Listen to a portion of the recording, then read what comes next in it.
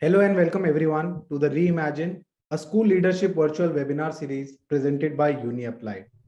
So thank you all the attendees and panelists to join today's webinar. I am Ritesh Chawla and I represent UniApply. So for all the viewers, UniApply is a school admission platform which is transforming and digitizing schools application and admission process. And UniApply is a product of no paper form. So as we know, during all these 2 years, if I talk about the past 2 years, it had been really tough and school were really creative, innovative when it comes to education delivery. They came forward, they helped students, they helped parents, and in fact, school leaders help their teachers to uplift, learn, and help society at large. So education was one service which was continuous. Only the school building was shut, but the school world were up and running. And in fact, we are going to discuss one of the topic related to school opening, reopening, in fact, back to school, decoding the admission process for schools in Gurugram.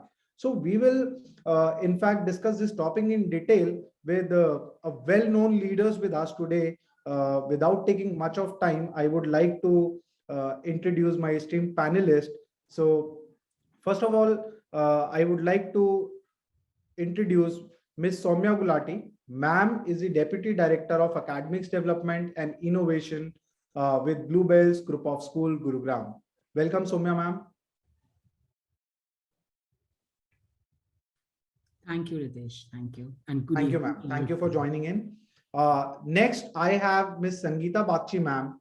Ma'am is the headmistress with one of the renowned schools, Sun City School, Gurugram. Welcome, Sangeeta, ma'am. Thank you very much. Thank you for having me on the panelists. Thank you. Thank you so much, ma'am, for joining in. Last but not the least, we have Ms. Kapila Sahani, ma'am. Ma'am is principal with the Chalk Tree Global School, Gurugram. Welcome, Kapila, ma'am. Thank you. Thank you so much. Right. Thank you for joining in, all the panelists. I'm Ritesh Chawla. I'm Head Business Development at UniApply. So I've given a brief introduction of what we are going to do. So without taking much of time, we'll directly hit on agenda because after a struggle of 2 years, we are now we are witnessing some normal process where kids are coming back to school in the morning time. We see school buses running here and there for picking up children's, which will and things were really different in last 2 years. And you as a leader had done so many things, which in fact during this conversation we'll ask you several questions based on that. And the major agenda is after 23 months, right, of this, once this scenario started back in 2020, right, in the month of March, things were really different, right, because they were running institutions, then suddenly they shifted online, and now we are talking of then there was a system when hybrid was introduced. Now we are talking about completely back to the physical mode. And of course there are a lot of challenges, dilemma in the mind of parent, and of course parents would want to feel really confident when it comes to sending their little one to the school. So basis on that, we'll discuss today's topic, and without taking much of time, I will ask my first question to Soumya ma'am. So ma'am, back to school is, it sounds really good because of course this is a part of normal process. But is your school now, in fact, you belongs to a group of schools. So are your school fully functional for physical class, or you are still in a hybrid mode, ma'am? See, well, I would say, Ritesh, that currently back to school has never been so significant as it is today. Like initially it never was so, it was significant, but it is far more significant now. And if I talk about Bluebell's group of schools, Gurugram, well, currently the schools are running in a hybrid mode. That is only because there's a certain sector of parents who, well, which we understand and appreciate their concern, that they are still slightly hesitant of sending children over to the school premises. However, the schools are fully geared up to operate in the offline mode fully. In fact, had that not been the case, even the hybrid would not have been possible, because hybrid includes the offline, the physical campus facilities being used. We are fully geared up, keeping all the COVID protocols in mind. I would say the COVID infrastructure is fully functional, meaning your sanitizations, the disposable masks, extra masks, and all our entire staff is doubly vaccinated. In fact, Bluebells as a group has supported the double full dose vaccination of their entire support staff also. Even for students, we've held vaccination camps now. So all that is in place. And along with that, what we've looked at is, it's not just about children entering the school campus and your infrastructure and all COVID protocols in place. The biggest challenge which comes to my mind is of online fatigue, is of having an online de-addiction process in place. It's like making children re-comfortable with the school premises now. So that is also an area where we have not just started working. It is like the process is on. It started even when children started coming in the hybrid mode. Obviously, the first step which we took for that was trying to, like, when things started in a staggered manner, what we looked at was by creating our timetables. We looked at things that when children were coming to school, the days they were coming to school, we put in such events, such activities. Those time slots were used mainly where the children could use the physical premises of the school to the maximum, meaning to say not just your laboratories, your fields, your library, all the labs, everyone, that is how we structure the timetable. And if I talk about laboratories, I just don't mean the science, the math, or the economics or social science practicals in place. I talk about the learning labs. I talk about our learning spaces, where right from nursery 2+2 age appropriately, children were engaged in activities. See, activities were happening, all related co-curricular activities. Even in the online mode they were happening, because we had retweeted, we had tweaked our lesson plans to make it more suitable for the online mode. But still, the charm, the enthusiasm, the learning which happens right there when you are fully engaged in a hands-on learning experience. So definitely that is where we ensured that our learning spaces are put to the maximum use. All learning aids, children were engaged in group tasks, and to make them, this was like to fight away online fatigue, like getting them more engaged in offline tasks. And to make them re-comfortable, what we have consciously done is that when it comes to peer tasks or group tasks and all, so teachers have consciously, tried to put children in such crews for a task where, where they are firstly with their own sect of friends, because that is how they will get re-comfortable, and then moving. It's like concentric circles, you keep moving from a smaller circle to a bigger circle. So that is how we've structured things. And also the fact, it's not just about students, it's also about your teachers. Having offline wellness meetings with the teachers. Online, this was all happening, but offline, small, groups or sessions where teachers can just sit back, relax, and interact with each other about anything and everything under the sun. Children also, like in the timetable, we've put some frequent breaks, because now the challenge is different. It is not of screen time. It's like children saying, well, I think I'm not very comfortable sitting on the chair for so long, because what has happened in this entire process is they are used to sitting back and relaxing, or just getting up in the middle, going for a water. So we are allowing all that. We are allowing those frequent water breaks. We are allowing them to take a leisure walk through the corridor. It's like just to make them re-comfortable. And when it comes to the entry level, well, obviously, why just the entry level? Even grade 1 students, for them, it's like entering the premises all over again. They haven't seen the school premises past 2 years. So all those challenges, even greeting each other, it's like, the challenges that, okay, we play this game. Okay, how would you speak through your eyes? Because the hug and everything has to be minimized, which is so prominent, the warmth which comes out in the younger lot. And then it's like we tell them, okay, you want to greet your friend, let's not shake hands, let's not do a high five. Why don't you hop and greet your friend? Why don't you do an air five or whatever air five? And like it's just leaving things to them. So these are certain tiny nuances, but then which have been very deeply thought through. And I would say the process, it's like work in progress. The process is still on. So That's in what fact, I Soumya ma'am, you have broadly covered a lot of, upcoming questions which were there in my mind, right? But okay. no, that's okay. That's completely fine because I'll move to another panelist and will ask for the specific answer. And of course, you have broadly discussed and that, in fact, lot more to ask, right? Because now I have more to ask you. You broadly covered the area. So now I will go to Kapila ma'am. And ma'am, my next question is like reopening the school means many new start. Like because school does not mean only the school building, right, which we see from outside as an outsider. It is not just the concrete structure, but right from your entry to they get into the classroom, then they use the water drinking area, they use the washroom, sports area. Like Soumya ma'am mentioned that they go to laboratories, right?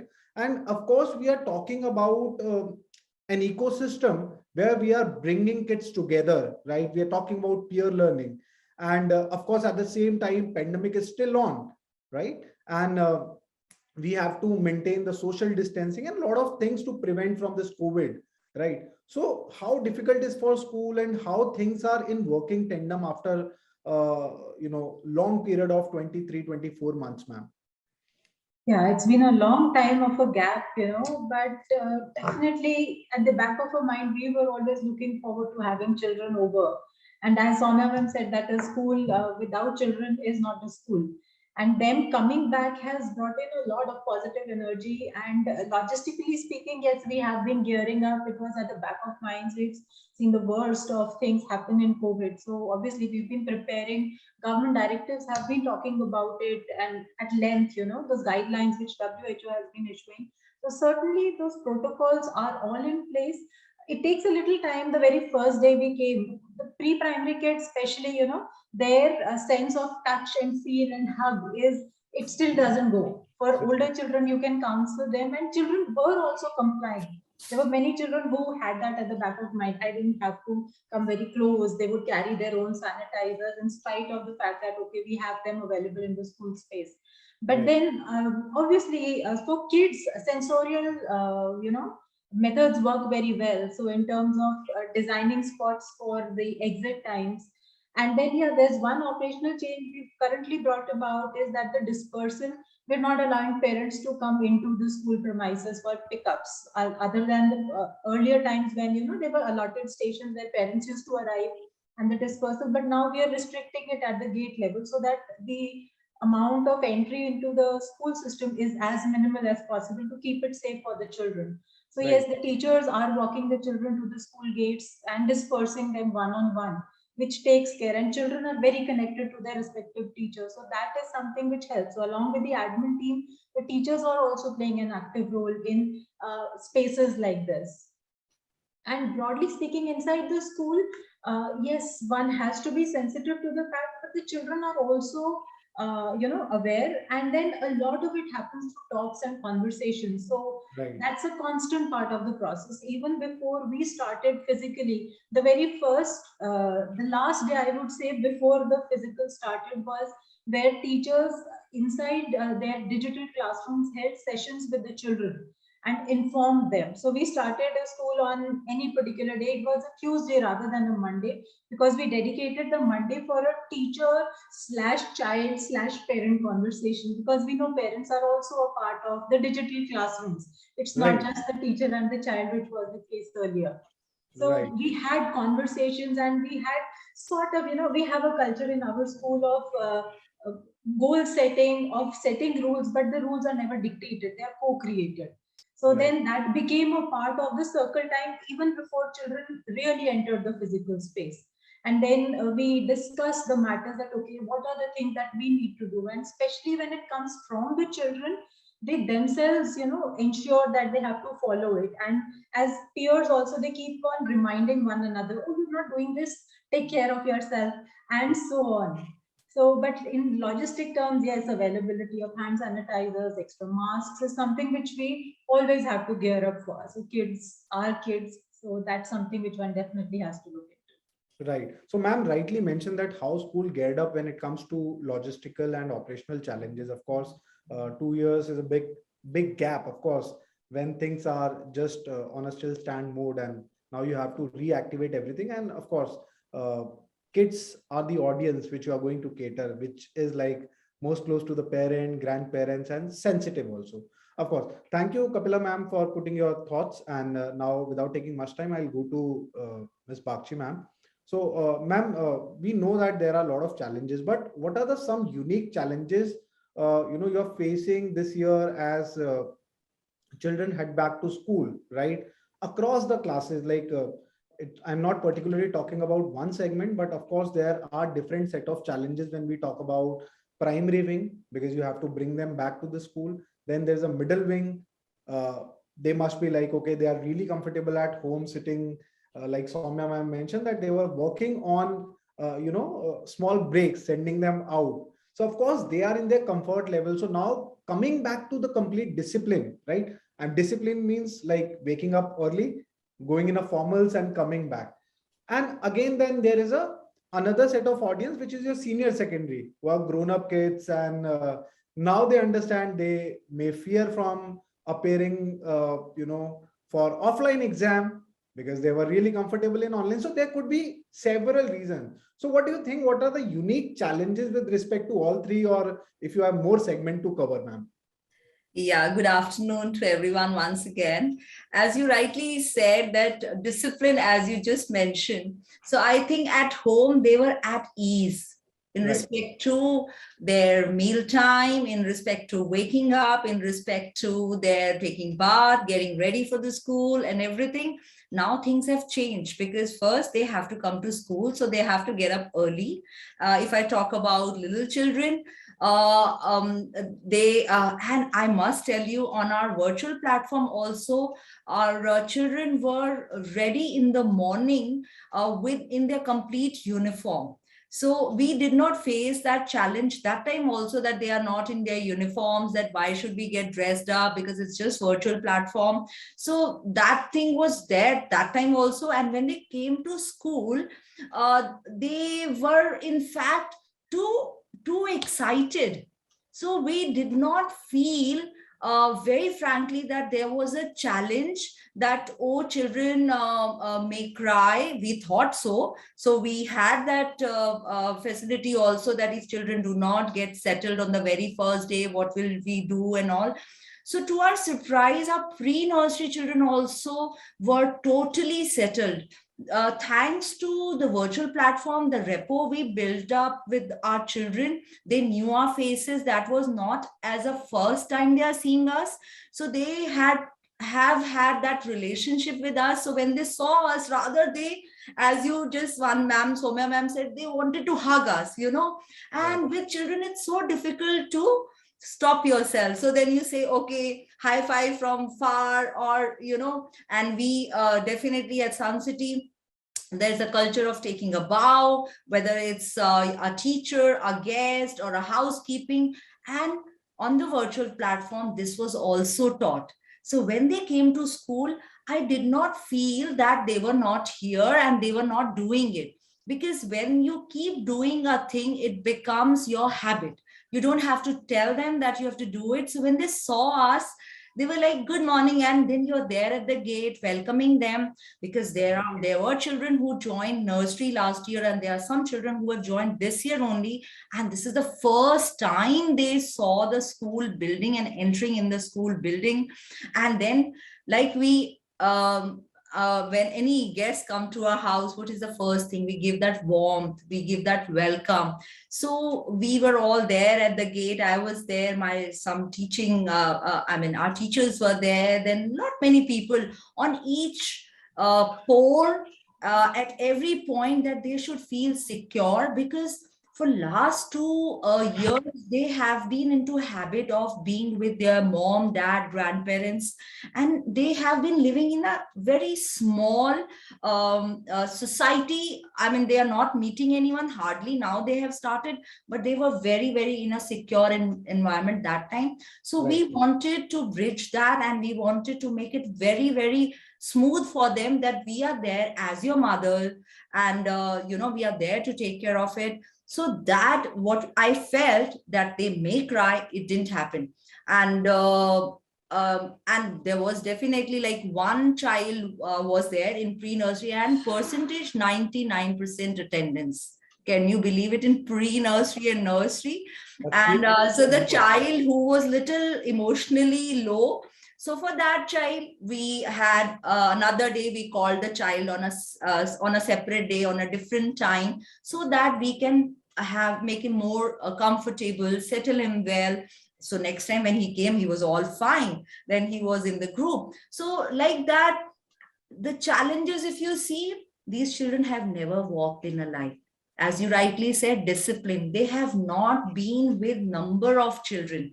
They don't know line. So when we were in the field for our sports assembly, so we say, okay, 1 arm distance. These children don't know, because these things we taught them earlier. Generally, we teach them when they start coming.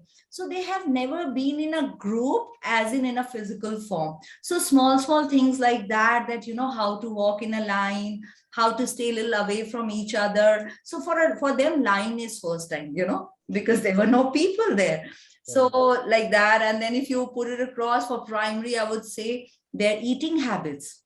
At home, they were eating at their comfort zone. The discipline which comes with the school, that this is the routine you have to follow. Morning this time, then short break, long break.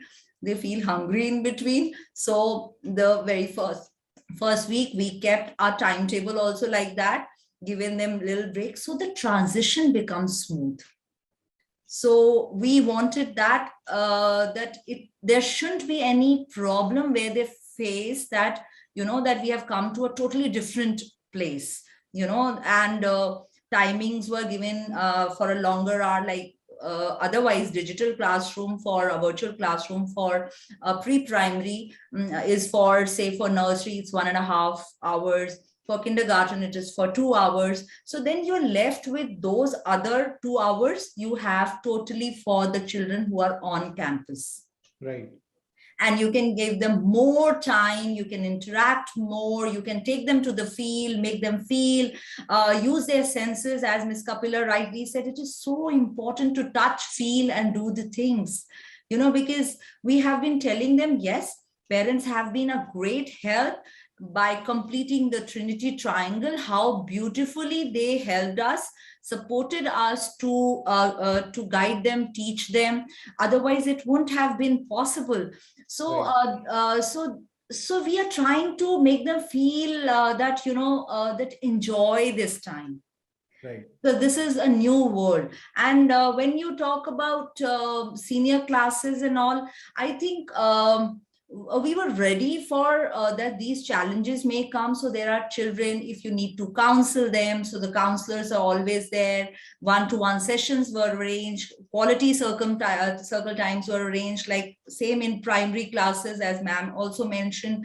There is a special session that now this is something different from where we were. We are together and this is the norm, and how again bringing value system and how it was at home and how it is here.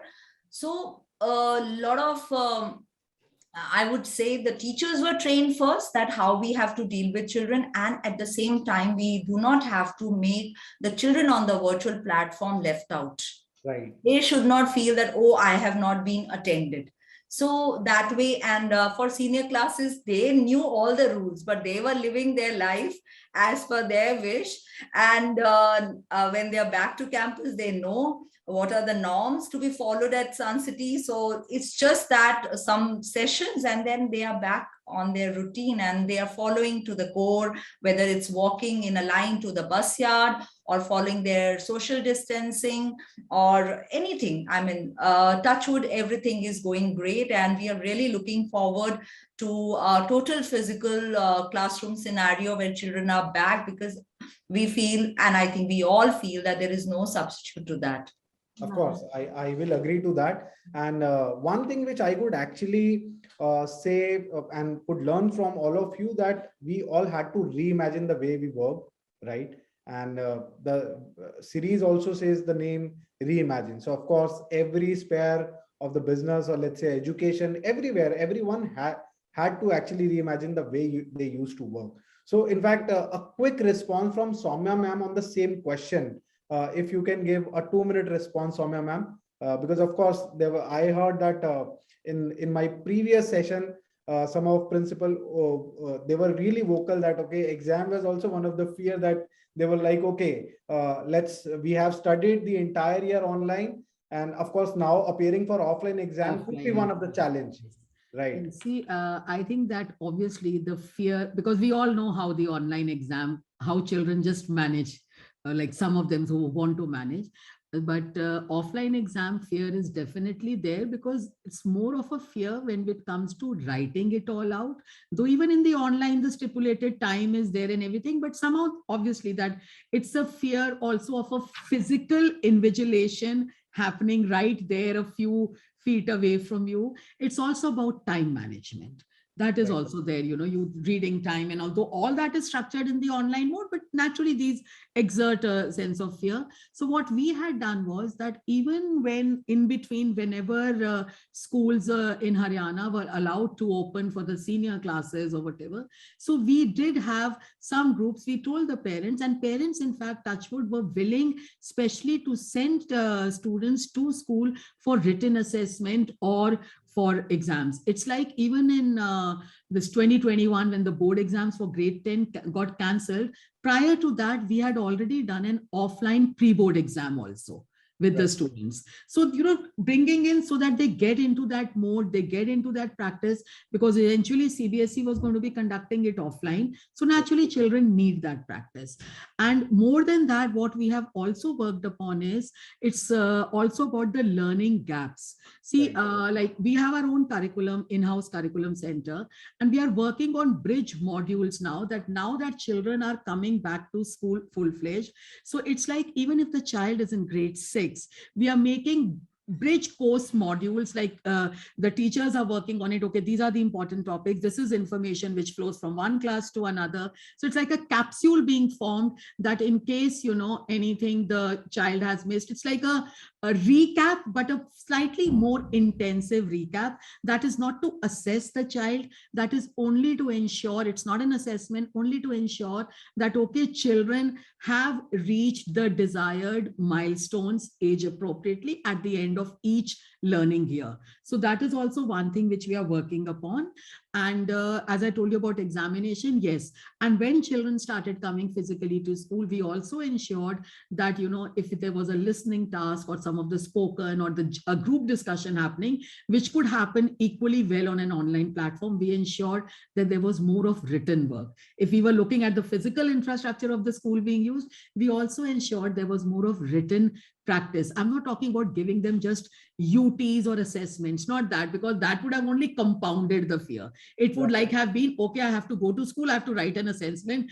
So it would be a plea to the parents, please sign that I will attend classes, since it's in the hybrid mode currently. So it wasn't that, it was only like, even if it meant making them just write their personal diaries, telling them, okay, you have 20 minutes, whatever comes to your mind, you want to put down, you want to scribble some dialogues, you have a script in mind, you're going to be making a movie on this, what is going to be your cast like. So its idea was making children write. And what we also realized, normally all schools do it, children in the pre-nursery, nursery, whatever are your entry levels, you do these along with sensorial work. You also do a lot of activities where you're building up the gross motor and the fine motor skills of the students.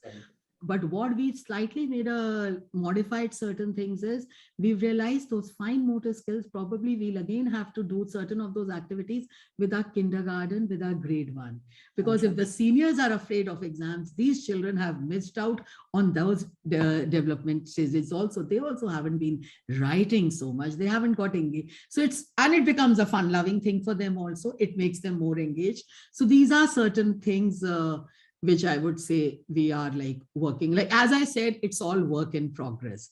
It has started every day. There is a new thought, there's a new spark, and it's being executed.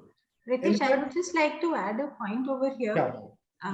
Yeah, I think Soumya ma'am and Ms. Sangeeta have really covered a lot of it. But some of the things which have come up, as ma'am said, that in the pre-primary level, there's been a generation of kids who've never seen school, and there is a slight difference between a parent and a teacher, and that's the whole purpose of the education system. A parent always sees the child as a child, be it an 80-year-old person, and if he has a parent, he would still be a child. So that's where the difference. I would just like to interject here. Yeah. Soumya ma'am was, in a very refined way, she was telling that, okay, student appeared for exam. Exactly. Mentioned Absolutely. time. But the invigilator was not a teacher. It was a parent. Yes. So the love of a parent, which always forms an umbrella. So that was when I said that, what I meant was that the invigilation was happening in the online mode by the teacher. Yes, I agree, ma'am. And children have their ways and means. Yes, absolutely. So if they want to have their ways and means, so actually that builds up. See, they are children. It's the adolescent time period. We all know that how we've all grown up as teenagers. And it's acceptable. I think they've just behaved like normal teenagers. True. So as I was stating, that's a difference between a teacher, where a teacher would recognize the child's potential, love and care for the child as much as a parent would do, but she would also challenge the child to move to the next step. That's the difference between a parent. So that's what we also witnessed. Like kindergarten writing has something which has been drastically suffering in the online scenario, because work submissions, again, respectfully, children were working at home, submitting online works. It was coming from some it might not be coming.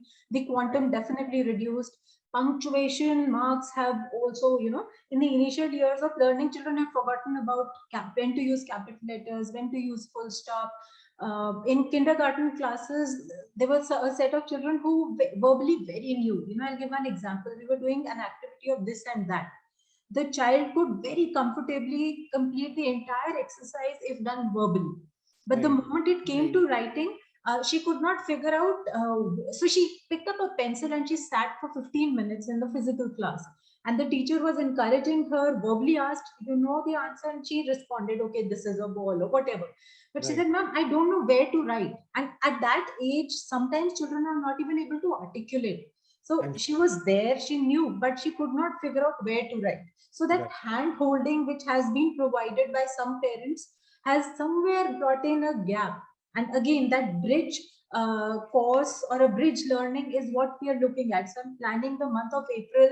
That's what we've been internally planning for the next session, that April has to be a bridge gap for every class, be it any age group. You talk of pre-primary or middle school, because that is a much needed capsule for every age group, to just bring the children up to the level where they should start from. So verbally, they've been very vocal, and that's what we were able to do on an online scenario. We gave opportunities of inter-student conversations, non-academic in nature.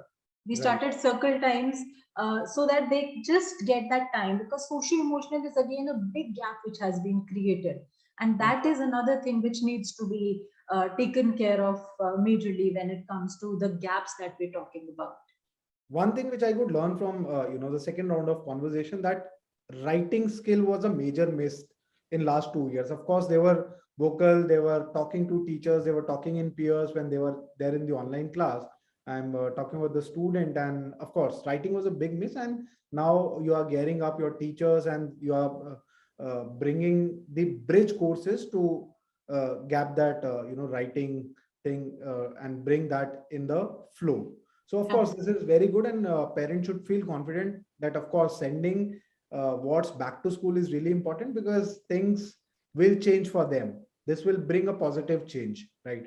So we'll move to our next question.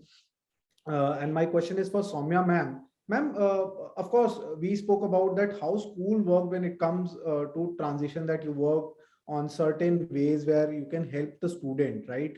But of course, in fact, Ms. Bakshi was also talking about a discipline thing. So discipline also goes for a parent, because a mother also has to wake up in the morning to give a tiffin, of course, to get their kids ready. So everything has gone for a toss in the past, right? Now, coming back to the normal routine is a pain point for everyone. Of course, you are working on the front of kids a lot, but how the parents can, the transition of parent can be made easy, what parent can contribute for their children, and what school can contribute for parents.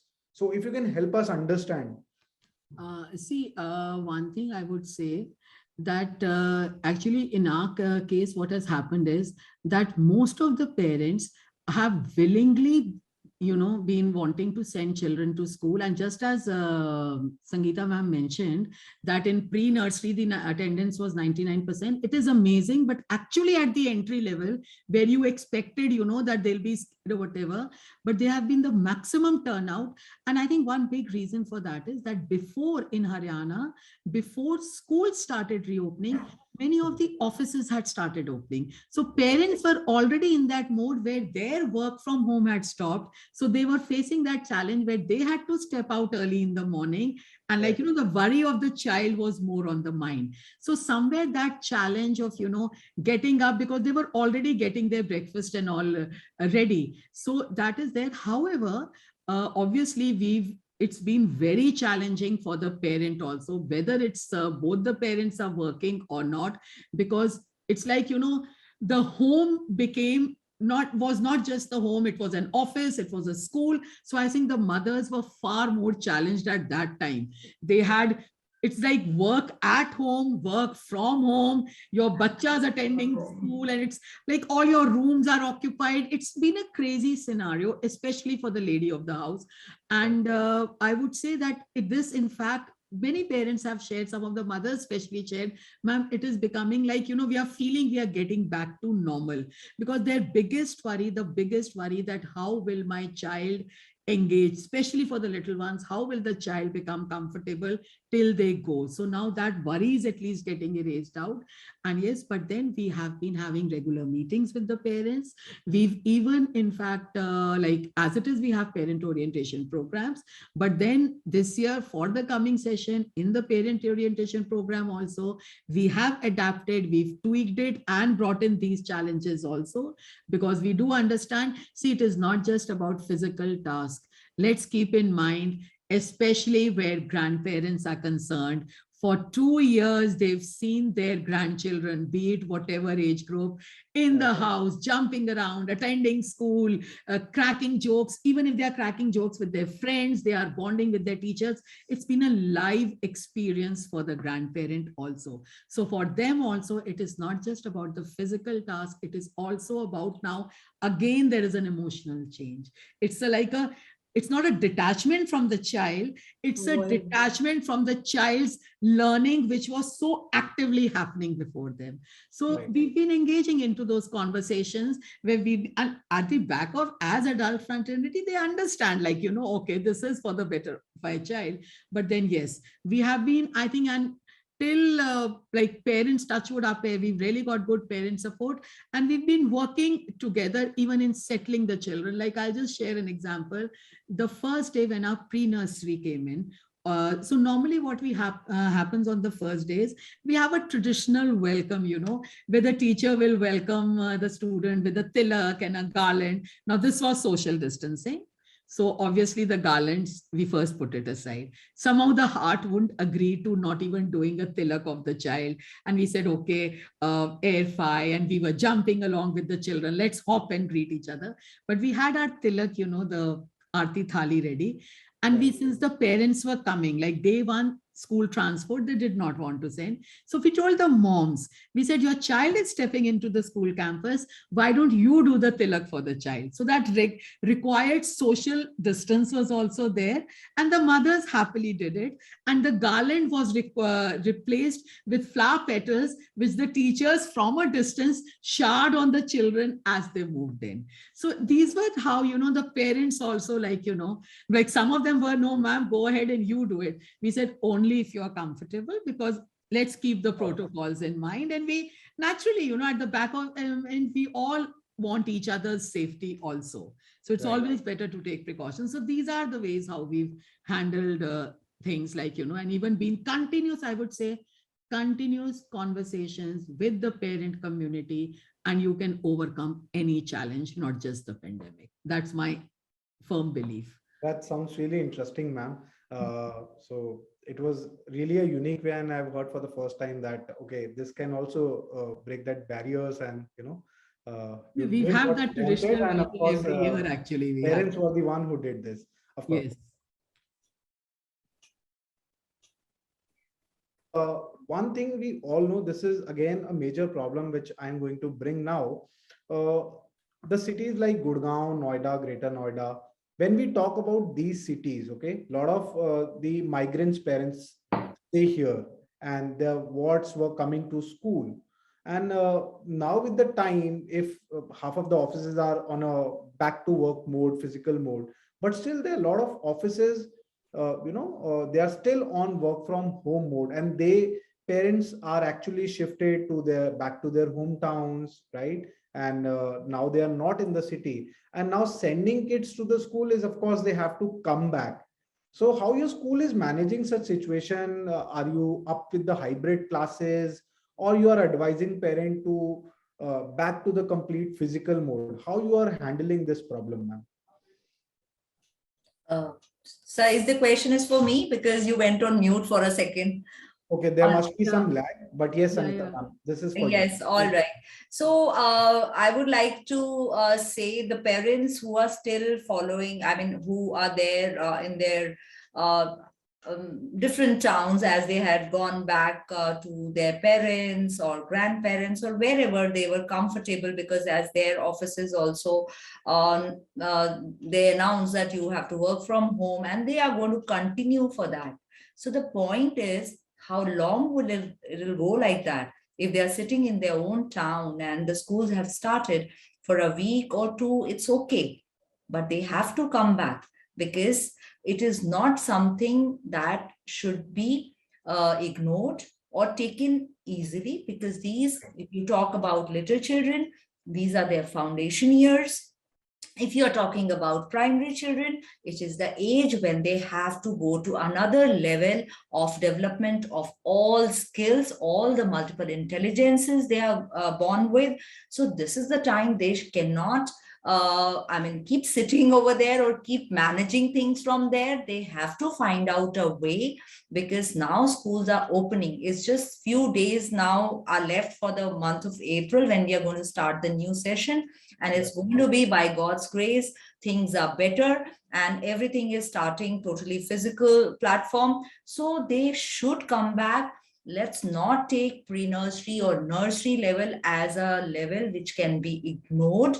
That is the time from 0 to 6, when you all know that that's the time when they can learn the most as compared to the whole life. Right. So the foundation years should not be missed. It is the time for them to learn the life skills, little. For elders, of course, more to it. Gross motor skills, fine motor skills, some learn to speak at this age. Right. And with children with parents at home, sometimes we get very casual with their language. We call them with their nicknames or so, because we love it, right? As parents.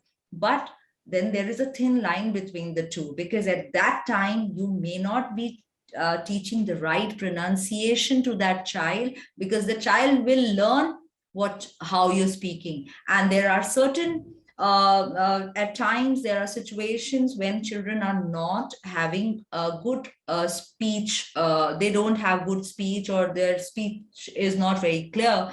So teachers are trained, and the special educator and the counselors, they are there to tell them the ways out, how to pronounce, or what exercises can be done to improve the vocabulary as well as their speech.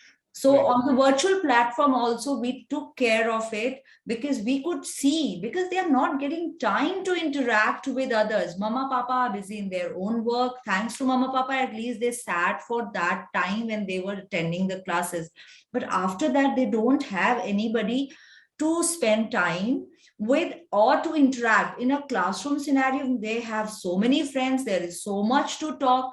So there is a limitation, and we can only work on our speech or language when we talk.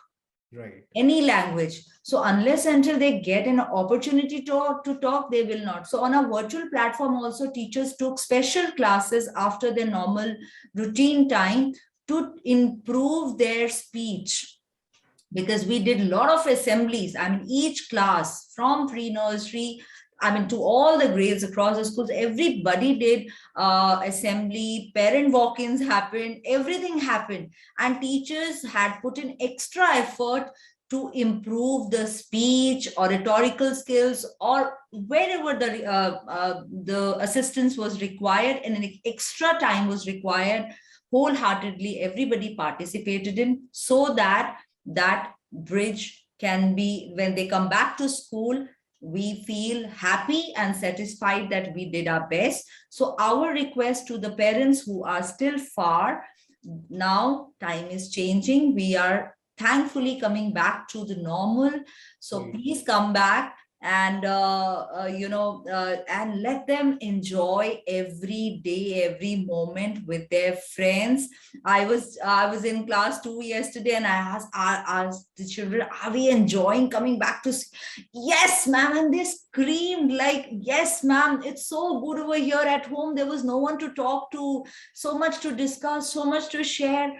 And I swear, I mean, you could have seen the energy and the love for their friends, even if they were away for 2 years, but they still have that. They still can show that, yes, they are my friends, because they are the people. I think they are so good in, as compared to as our adults also, they are so good. They were the most who could adapt to the situation without any problem, I would say. They'd never shown a sad face. I'm sure peer also played a vital role in the quotient of happiness when we talk about this. Yes, of course. As we meet our friends, how we become. Definitely. So that definitely brings a smile to our face, and we are back to work, and yeah, they are full of energy all the time. We should know how to tap their energy and potential and let them learn and grow. Great to know, ma'am. Thank you for putting this across. Since we are hitting towards the closure time, I will quickly finish the leftover question which are there in my mind, and of course it is very important and very critical for parents to learn. So I would want a quick response from Kapila ma'am on this. Of course, the hybrid classes, we know that you are managing, and it was quite a burden on the teacher. So how you plan to manage, like the same teacher is handling the physical class and the hybrid class, or one single classroom is addressing the physical and the hybrid mode? So how is it? So what we did was, again, we came up with a solution that, as much as possible, a one-on-one attention is very important. And here by one-on-one, I mean one teacher versus a medium right now, which was never the case before the pandemic. But then we virtually shuffled the classrooms. Of course, forms were sent to the parents. We received consent from them. Some were very optimistic and eagerly waiting for the school to start physically. So as I said, that we virtually shuffled the sessions. All the children who were coming in a physical form were under the care of one teacher, versus all the children who were online were in the care of another teacher, which at least ensured 100% attention of the teacher, and that too especially for the younger age groups. For a class like pre-primary, a hybrid mode can just not work. Children are very hyperactive. not just hyperactive, they're just active. They need energy, they need your time, they need your attention. So for a teacher to look into the screen and then look up for the physical was not a possibility. And honestly, it was not even, it was detrimental to the safety of the children, because younger ones are tender. While sitting on a chair, a little rocking of the chair, one rocks it over and topples off. So accidents like this are possible. So we shifted that mode and we shuffled the classrooms. Half of them were whoever. Initially, 50, we mostly had a 50% in the very beginning. But Right. now parents are realizing the importance of, very happy, especially the youngest pre-primary. I think that's what we're airing across, because Right. that's the age group where the parent needs to be completely, or the caregiver needs to be completely dedicated with the child. As they grow up, they find ways and means of engaging themselves, pick up a storybook or games or puzzles or toys. But with the younger one, even if they have to play or they sit with me and play. So that is where, and then obviously there are different groups of individuals. Some mothers very naturally connect with spending time with children, others have their work needs as well. And skill bent wise also, some people look for advice that, okay, how do you engage a toddler? So Right. those parents were very, very enthusiastic. That the spectrum which I saw was very enthusiastic in having the children over there. We started it in a phased manner, instead of doing all 5 days, we started with 3 days of working, 2 days of online. So actually 3 days, because Saturday, though in the physical form, Saturdays were off for children, but in the virtual, we started Saturdays working, which were purely for circle time and social interactions, birthdays, celebrations, and all. Because Right. online, obviously, there was a time limit. You couldn't expose children to too much of screen time as well. I'm sure So that could we actually, started in a phased manner. right. I'm sure that would actually ease the burden of teachers in a very smaller manner. I'm sure the teachers are burdened too much these days. But do you agree to this, that this way of work, like dividing into two part, one is the virtual and one is the physical, could have actually eased the journey of the teacher? Yes, it definitely did. It at least ensured for a teacher. The first role of a teacher is to ensure that the child is understanding the concept that is being taught. And the second part of the teacher is to observe the children. Right. So one is delivering the concept, discussing with them, and second is also observing minutely, has the child understood? Not because not every child will come up and say, "Ma'am, I did not understand." It Right. is left for the teacher's skill to assess that, okay, has the child understood the concept via asking some tricky questions. In general, if you ask, have you understood, children will say, yes, ma'am. The Right. moment you put up a cross question is when you really get to know the real picture. So that did ease the work for the teachers from that perspective, that, okay, they were able to give their 100% to a particular group which they were dealing with. But Right. on the hindsight, it came with a negative as well, that of course that teacher is not someone who has been working with the child throughout the year. Right. But it was a give or a take. One had to weigh the pros versus the cons. But this definitely had that added advantage. So after the session was over, the teachers would sit together to exchange notes. And then, if while passing through the corridor, you would, "Acha, mere bacche ne ye bola," or the teacher would say, "Oh, this is something which happened new, never happened with me." So, they had to sit and exchange notes, because for a class teacher to still have a grasp of her children is the core purpose of how we work at school, and I'm sure it's the same for all schools. Right. So giving that child specific, because as a mother teacher, it becomes my responsibility to be accountable for my group of children. So Right. no matter whatever the scenario, at the end of the day, I should have a full grasp of knowledge of my set of students.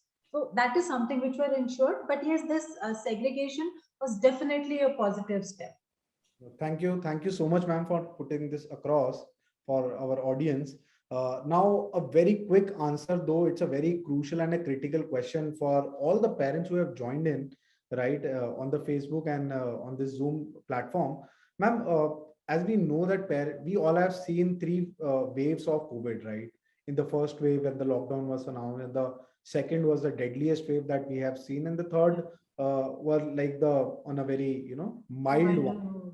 So of course, parent had they have that apprehension. Okay, that this COVID may prolong, and many have skipped the nursery also, right?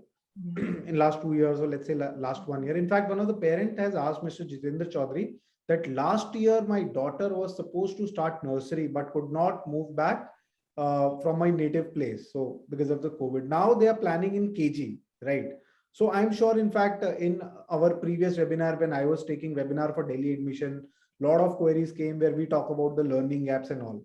So in a very quick answer, if you can help parents to understand that why foundation classes are like important, and can they skip nursery and directly put their ward to the KG? Okay, for whom, which, like those who have missed, okay, they have to put their child in KG. But those parents who are looking for admission in nursery, but they are apprehensive, okay, if this COVID may prolong, what will happen? So if you can give a quick, though the question is very big, but I would want your quick response on that, because we are hitting the time now. Shall I answer? I'm sorry, who was this question for? Soumya For ma'am? Soumya ma'am. Yes. Okay, fine, right. Well, see, my sincere advice to the parents is, like the parents' name whom you took, if your child has not attended nursery in any school, because it has also been a scenario where parents, for like 6 to 8 months put in a nearby school, has not attended nursery for any school, I would sincerely advise, please do not take the foundational stage lightly. The child should go through that learning of nursery. It is as important as the grade 12 class of the school. It's a myth when we look at it that, okay, nursery nahi ki, bacche ne play school nahi gaya, pre-nursery nahi ki, koi baat nahi. Even the NEP now is laying back so much of stress on the foundational stage.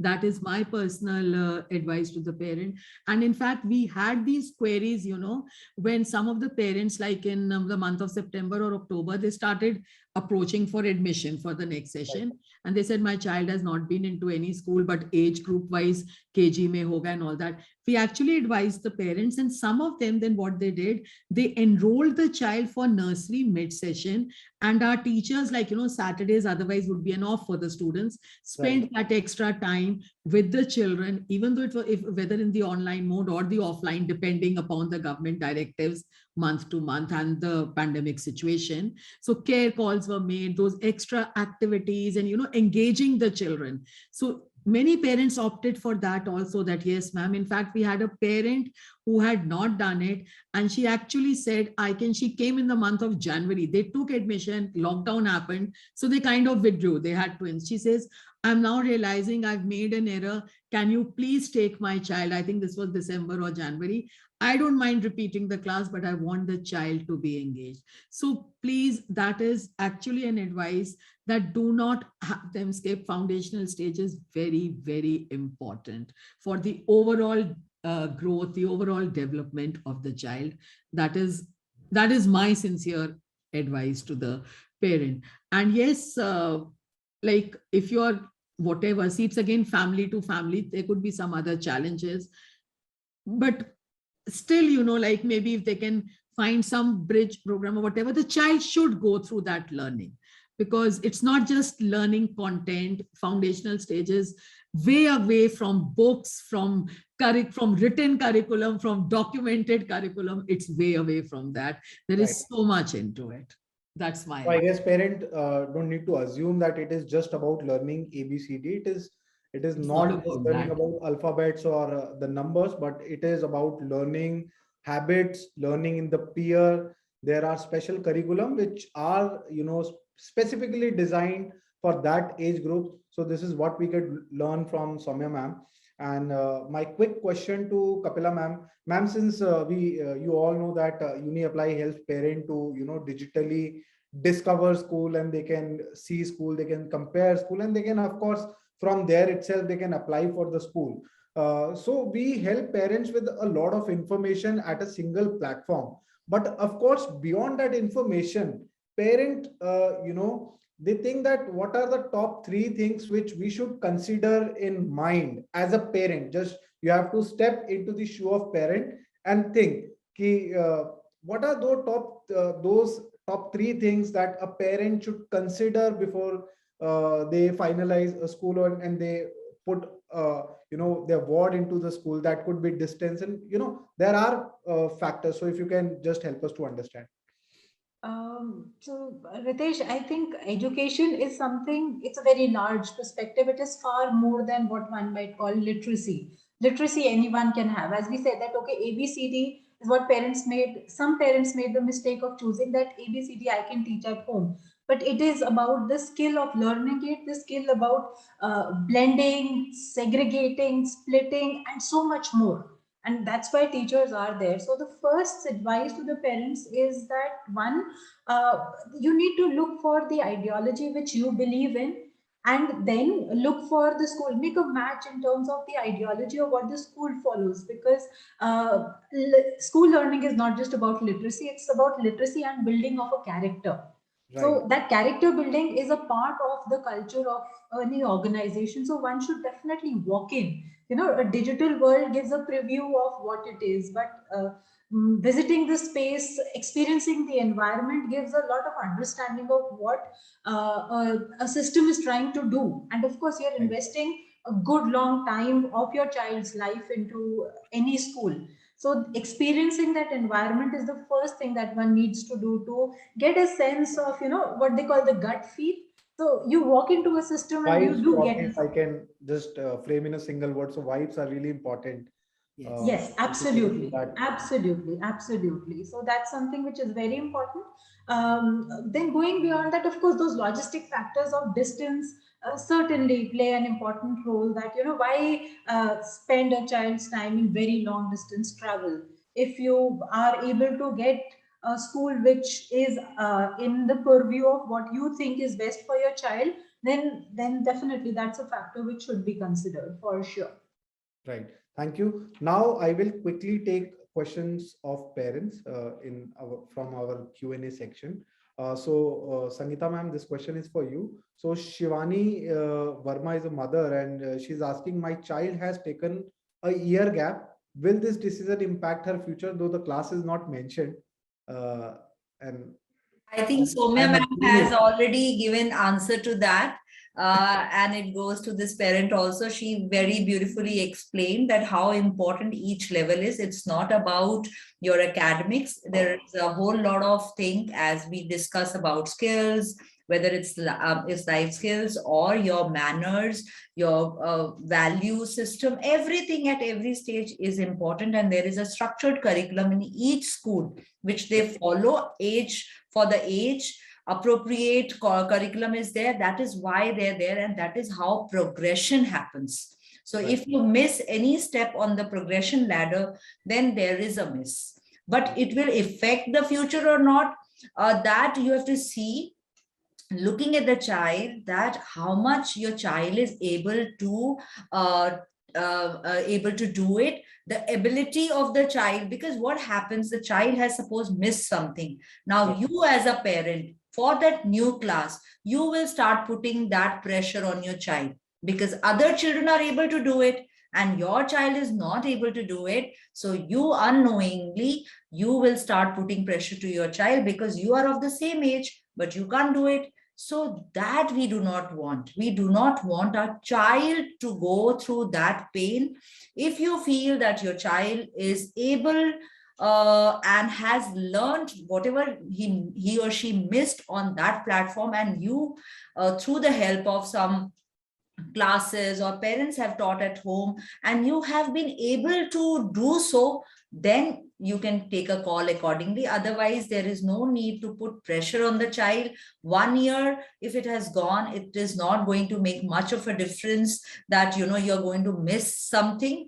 But if you mishear something, it may lead to some kind of, where children go low in confidence. They start going in their shell. They will not share things when things are discussed during circle time. Because when they are very smart, when they think that, oh, I don't know, so they start getting conscious, and then they will just keep quiet. So we do not want our children to be like that. We want our children to be confident and independent, and they should always be curious and to answer quickly back. They should think. We want them to have those thinking skills all the time go on, because we have to make them curious. But if we will push them, they will live under stress, and then it will become very difficult. Sangeeta ma'am, here I will just add on one extended question here only, and I just want your quick response. So, one of the parent, in fact, asked this question that he has a kid which is 30-month old, close to 2.5 years, okay, and they could not send a ward to the preschool, right?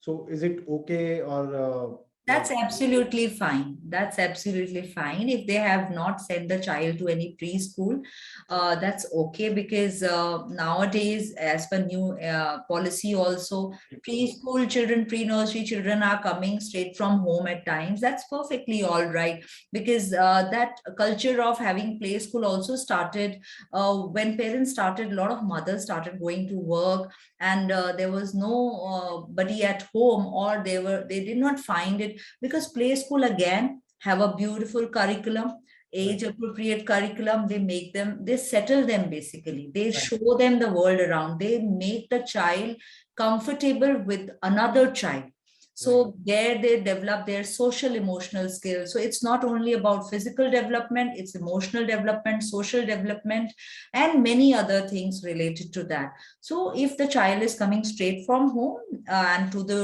level of pre-nursery, it's perfectly fine. Teachers are well trained in each school, and they have been taught, and they have that warmth and love which they offer, and as well as they are totally trained to teach the child, guide the child, and take care of the child to take him or her to the next level.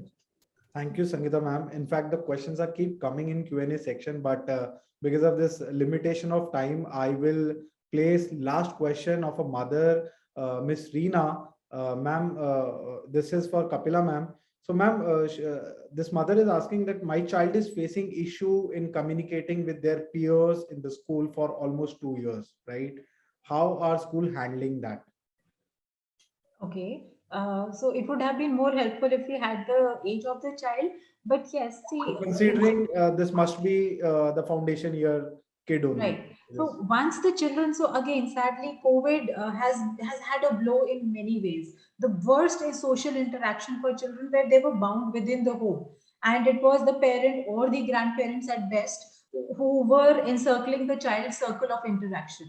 So as slowly and gradually the child starts coming to school, talking to peers, and then of course within the school setup we have a curriculum which is built around communication. So that's the first thing. When a child enters school, literacy starts later, but interactions are the first thing which starts. And I keep telling my teachers that the first cue with the child gives, as a sign of acceptance to the system, is he will say, "This is my school," or "She is my ma'am," is Right. when the child has accepted. Technically, everyone knows she is the class teacher of a particular child, but the moment the child says so, so the initial few days of a child coming to school are purely based on settlement, which is physical settlement, emotional settlement, talking to the child. The first is the teacher starts talking to the children, and then we have a system of creating buddies. So then Right. we will slowly and gradually start budding or pairing up one child with another who the teacher senses the child is most comfortable with. And Right. that's how we start the process, and then we keep on adding more through different activities, through circle time, through rhyme sessions. So that's what we are there for. So my suggestion to Ms. Reena would be, start sending your child to school, and most of the challenges which you see are going to be taken care of. Right. Thank you, Kapila ma'am. Soumya ma'am, would you like to add on a quick note on this? What is shared by Kapila ma'am for See, the mothers? yeah, what I said was, in fact, what I had said earlier also, that it's like putting children, the same children together for any kind of task, any kind of a work where they are most comfortable with. And in this particular case, I also rightly, I don't know, rightly or wrongly, assume that the child is probably in the foundational stage. So Right. what could also work is that, instead of having the child straight away in the classroom where there are so many peers, just as Ms. Kapila mentioned, the buddy system, or maybe just, like to begin with, have the child just spend some time first, with some picture books, which are like, let the child identify, okay, what is your favorite place? Where do you want to sit? The teacher was making the child comfortable first. Okay, Right. this is where, and then, in foundational stage, at least what we do in school is we normally have this thing, okay, you have a new friend in class and that new friend is actually a character. So you have these stuffed toys and all. So you can go with that. Okay, we have some new friends. Okay, which friend do you want to pick? So this particular child can be, like in turn, children get this opportunity. So maybe he or she can get the first opportunity that, okay, so once they start bonding, maybe with a stuffed toy, moving on to the peer, that's all. It's like all about building, things together, I would say, like going from one level to the other, that the child is comfortable. Okay, this is my chair. Yes, that's my cubbyhole. I have this stuffed toy. He's going to be my companion. Okay, now you've spent a half a day with the companion. See, we are going to open our tiffins. Wouldn't you want another companion to join you, maybe for a distance? Because again, that social distance comes into mind, So then there are two children just sitting slightly apart. Okay, and just, okay, your mom made this, and engaging in conversation. And that's how then move, the teacher takes a back step and the children take the conversation forward. So that's Right. how we can probably just. One very quick suggestion for Miss Reena would be that even before school starts, I would suggest her to have a friend come over for a day spent, and Right. invite a friend over, maybe from the colony, locality, wherever, but have a friend and just move away. Let the two children be alone in the room. As long as you are overlooking their physical safety, let them be, and you will see them engaging in conversation. It will happen very naturally. We are human. I mean, humans are social animals. It comes very naturally to us. It's just that we need a companion and an environment to do so. So don't sit over to say, okay, bete, talk to the other one. Yeah, Just that leave them should alone never and they'll do happen. it. Right. So this was a beautiful conversation and it was very fruitful. In fact, from the last case of Miss Reena, we can actually learn that this problem can increase if we will not think towards back to school. Yes, Sangeeta ma'am, a quick. I would like to add on one more thing, because little children are very sweet and they understand and they follow the teacher's instructions to the core. If the teacher can help the child or the parent can help the child, make a video of something, of the child speaking anything, and then you show it to the child that how beautiful you look. Motivate your child, how beautiful you have done that, how beautifully you have performed this. I mean, take a maybe soft toy, whichever she likes to or he likes to be with, and let her speak. When they see themselves speaking, like we have learned, okay, when you want to do something, maybe a speech or something, we were asked by our teacher, stand in front of the mirror and repeat it or say it, then you will see your expressions and you will get that confidence.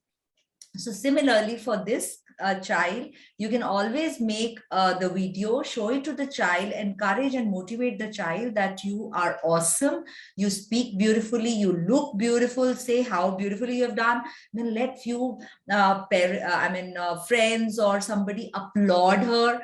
That's how you can again build that that fear she is in or he is in, that you can overcome with it, because that is what is lacking, because the child is feeling low, because the child thinks that I'm not speaking properly, or maybe I'm not able to speak like my friends. Right. So Right. that encouragement would definitely help. So one thing is very, very clear from this conversation, that of course parents are the best mentor for their own kid, right?